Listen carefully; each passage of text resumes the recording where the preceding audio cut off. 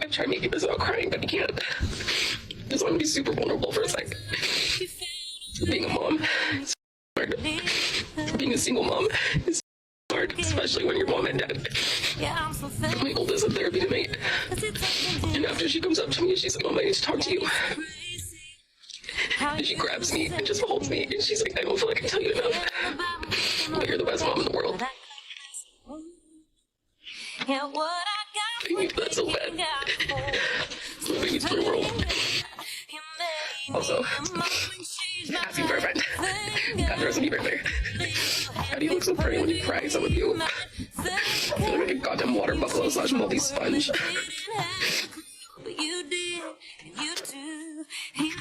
Mamas. Single mamas, married mamas. Mamas are mom and dad. Dads are moms. We need to not be so hard on ourselves. I'm my biggest critic. And I will never forget that moment. Never.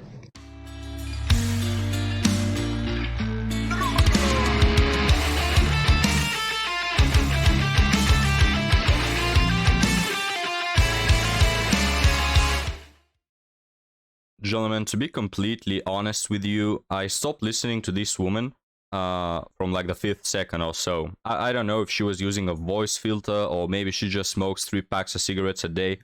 I don't know, but from what I heard from the first 5 seconds is that she couldn't make this TikTok without crying. She wasn't able, which is bullcrap.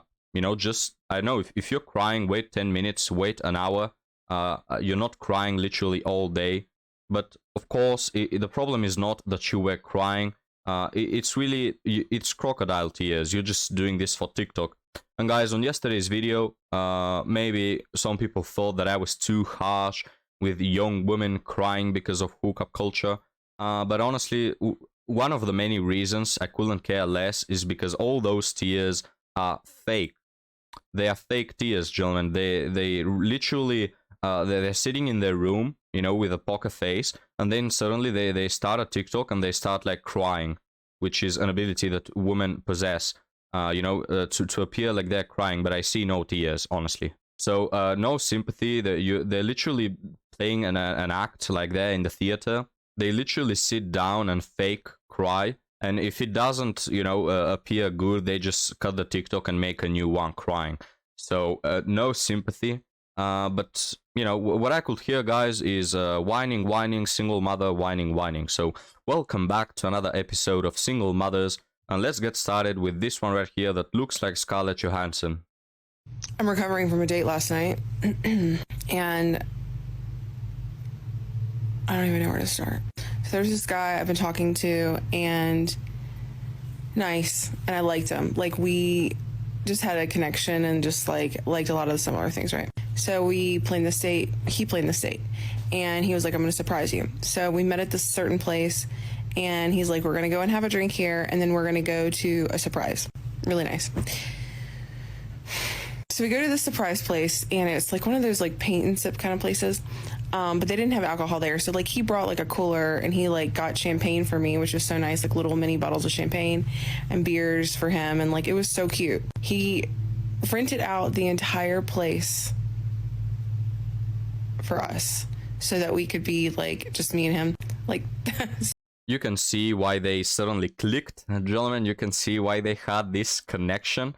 Because the guy is romantic. No, because the guy is rich, right? Because he has money. Let's be honest. Guys, every time I hear women say we had a connection, I immediately assume that the guy was either rich, out of his mind, jacked out of his mind, or just really attractive. It's, you know, those 3 options. It's never that he had good morals. The guys who have good morals and they want, you know, to raise a family and they are just really good people, those sort of guys are the guys women refer to as, there was just no spark. He's not my type. You know, I see him as a friend. Yeah, those are the labels that the good guys get. But the guys who have money, who of course will not commit to you because they're not looking for commitment, they are the guys that we have a connection with. Interesting. so nice, so nice. Like here we are. I blocked him out. Like he had picked a welcome mat for us to make. So So cute. Anyways, the whole time he was kind of negative, and he kept saying like just snarky comments, and like it was kind of like it was so loud the other people could probably hear, and I was like, stop, kind of stop, you know. And then when we went out to eat, like he was just complaining, and we got like Irish nachos, and he was like, look, this is like a soggy pub chip. Like, shut up, dude. Like, just shut up. You're on a date with me.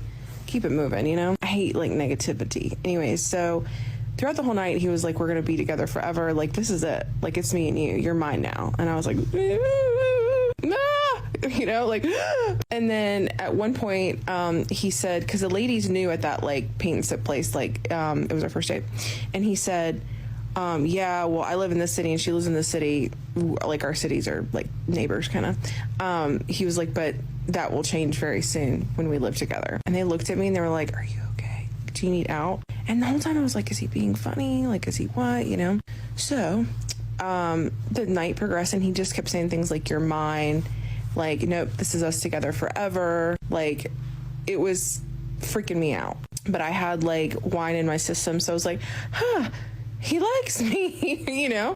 Well, so like looking out my door to see if he's like here. It's kind of crazy. So then at one point he was telling me he loved me, and I get it, you know, I get it.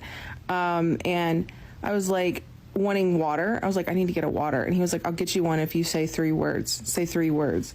And I was like, what? And he was like, you know the words, I love you. And I was like, I'm not going to tell you I love you. I don't love you. So then it like proceeds where he talks about how he wants to get a hotel room.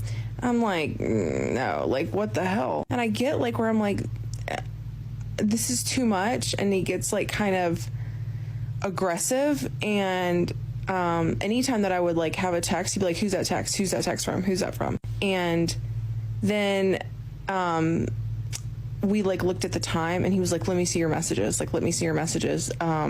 If you have a text from a dude, like, I swear to God. And he like, when I went to get my phone, he like took my phone and like was going to put it in front of my face for the Face ID so that it would pull up any text messages. Dude, I'm on Bumble and Hinge. I text, I got a Rasta. You know what I'm saying? Like, until I'm committed, this is what my life is right now. So.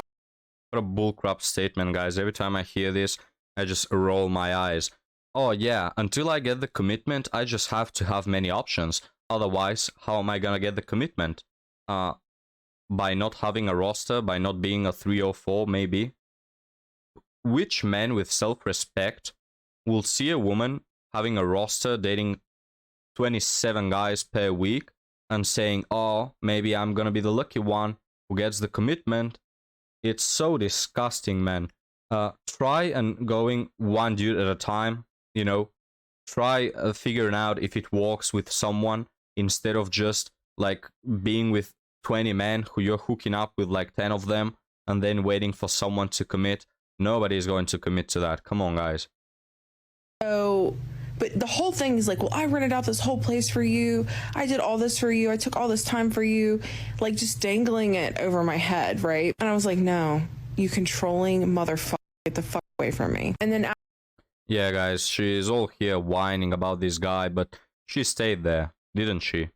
If this was any other guy who wasn't rich or wasn't good looking, you can bet she would have just dipped out of there the first hour. But because he was rich, guys, she was just staying there waiting to get paid for something else, you know, waiting to get provided something else. After like we texted and he was just nasty, and then the last thing I said was like, F you buddy, and I blocked him. But like, but didn't you have a connection? I don't know, guys, is this story made up? They had a connection, but then she spent like the next 2 minutes whining about him, so things don't add up. But what I think happened, guys, is this story is completely made up. If you ask the dude, nothing like that happened at all. She just went to have a free meal, and she didn't get anything in return, of course. I don't know who needs to hear this today, but if something doesn't feel right, it probably isn't. And you don't need some grandiose reason to walk away. I'm telling you, your gut is never wrong. I literally just went through this with a previous breakup. Actually, I was engaged. Another story. where just something wasn't right. And I couldn't put my exact finger on it, but there was just something not right, something not okay. And like I said, I didn't have this big reason, this big grandiose reason to end the relationship, but something was wrong. And I just got my answer. It's been almost 5 months, and I just got the answer of what it was. And it's a big reason. And I am just so happy that I didn't go through with that wedding. And I trusted my gut and the fact that I know what's best. Even if there's no big reason, something is wrong. And I trusted that and I went with it. And the universe blessed me. And now I know. Wait, so you're not going to tell us in the end? What was this big reason? You're not going to tell us? Guys, you can bet that when there is a reason, like the man cheated or the man did something horribly wrong, they will be telling you. You can put their face underwater and they will still tell you. So, what is this big reason? The spark was gone? Is that it? I'm a strong believer of gut feelings, especially for men. When you have that gut feeling that she's cheating or that she's doing something wrong, in most of the cases, it's right. And that is how we come with red flags, you know, when she's messaging guys on her DMs, or when she's keeping her Snapchat, or, you know, when she tells you it's just a friend, you know, that funny gut feeling that you have is in most of the cases correct. But guys, we're gonna end this lovely video of single mothers right here. Leave me your thoughts in the comments. Would you ever date a single mother, guys? And if you will, under what circumstances? But thank you for being with me, and I'll be happy to see you next time. Have a good one.